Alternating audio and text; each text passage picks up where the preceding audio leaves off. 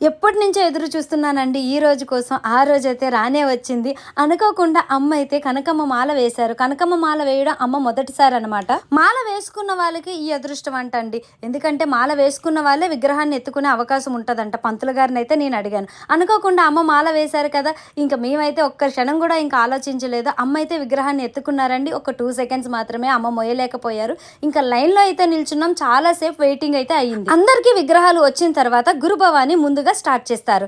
ఇంకా ఈ టైంలో ఒకరి తర్వాత ఒకరు తల మీద నుంచి అమ్మవారిని చేంజ్ చేసుకున్నాం.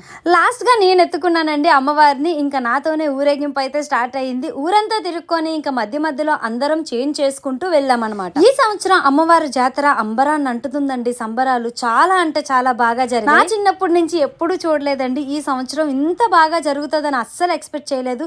కానీ ఇక్కడ ఇంకొక విషయం ఉందండి. ముందు రోజు చాలా అంటే చాలా పెద్ద వర్షం పడింది. ఈ రోజు జాతర అవుతుందా అవ్వదనే టెన్షన్ ప్రతి ఒక్కరిలో ఉంది. కానీ మేము ఊరేగింపు ముగిసిన తర్వాత అమ్మవారి సన్నిధిలో అమ్మవారిని పెట్టిన తర్వాత మేము బయటకు వచ్చాక చాలా అంటే చాలా పెద్ద వర్షం పడింది. అసలు ఎవ్వరు కూడా ఎక్స్పెక్ట్ చేయలేదు. కానీ అమ్మవారి జాతర ఆవిడ చేతుల మీద ఆవిడే జరిపించేసుకున్నారు. ఈ సంవత్సరం నేను అనుకున్నది ఇలా అవుతుందని అస్సలు ఎక్స్పెక్ట్ చేయలేదండి. నాకైతే మనసంతా చాలా హాయిగా హ్యాపీగా సంతోషంతో నిండిపోయింది. మనం ఏదైనా చెయ్యాలి అని గట్టిగా అనుకుంటే దానికి ఇదే ఆ అమ్మవారి దయ వల్ల ఈ రోజు ఇలా గడిచింది. నేనైతే చాలా అంటే చాలా సంతోషంతో ఉన్నాను. నేను మీ వైజాగ్ పిల్ల.